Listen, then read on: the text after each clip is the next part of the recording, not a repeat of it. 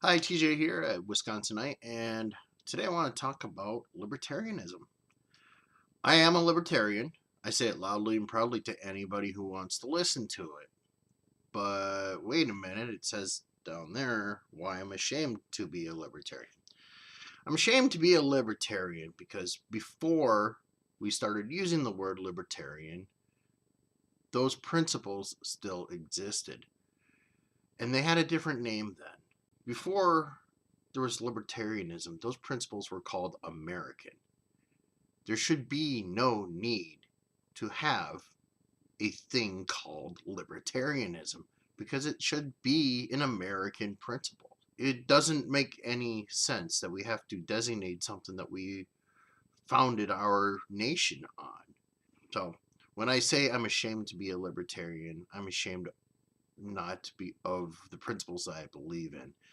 I'm ashamed that we've come so far away from what America was intended to be that we have to give a special name to something so basic. When I was in junior high school going through the civics classes and all of that, anybody who knew me back then is going to be surprised that I even remember this stuff. I was not a good student. Um, but I digress. I was taught that the United States had a two-party system. That was the reason why the United States was so successful.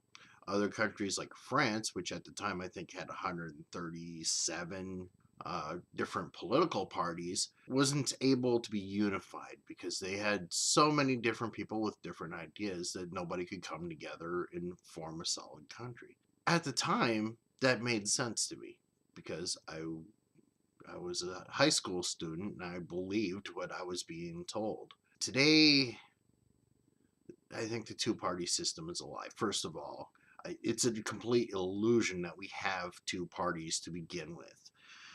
We don't have two political parties. The political system that we have right now is intended to give us the illusion of choice. It's a double edged sword. The Republicans are one edge and the Democrats are the other. And we fool ourselves into thinking that only one side of it wants to cut us. Okay? It's a lie. There is no reason for anyone to look at the world that we live in today and believe that our federal government, under the people that we pretend that we convince ourselves that we have selected to be our leaders. We don't pick our leaders. We don't elect a president.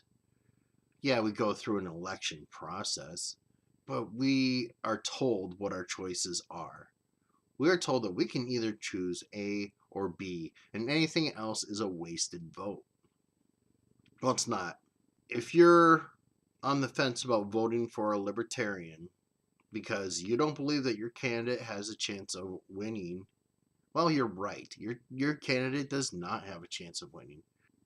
So when they tell you that you're wasting your vote, you may be inclined to believe that. But that also is a lie. You're not wasting your vote when you cast a vote for somebody who isn't part of the two-party paradigm. Because what you're doing is you're telling them, hey, we've woken up. We're not buying it anymore. So yeah, your vote's not going to get your person elected, but it still sends a message. It is still worth your time to go out and vote. But don't fool yourself. You can have the best candidate in the world. And if it's not somebody who's been endorsed by the two parties, and let's be honest, those two parties are controlled by the same people. The money that pulls the strings is coming from the same place, regardless of which party is getting it. They have contingencies in place. The people who have all of the money and all of the power, they're not the 1%. They're a fraction of the 1%. But they have so much power that they can decide who is going to run a country. And they'll say, okay, let's see what direction the people of the country are leaning towards. We'll put out this option and that option. And if the people look like they'd be more easily controlled and seem contented by having this person be the spokesman in the White House, because we don't have a president. We don't. Our president is nothing more than a spokesman. He is a celebrity who sits in front of a camera and smiles and waves and tells you things to make you feel good. Well, it's all crap. Okay? The president doesn't have any power. You have to understand that the president isn't the one making the decisions. If you owned a company, well, for example, we'll say Microsoft. Let's say you owned Microsoft, the Gates. You've got this company, international, worth billions of dollars, maybe even more. I have no idea how much Microsoft is worth. You're going to pick a new CEO. Are you going to go down to your local Walmart and hire the manager there because, they're nice and people like them and they do a great job and they're just really popular where you live? So we're going to hire the local manager at Walmart to run Microsoft.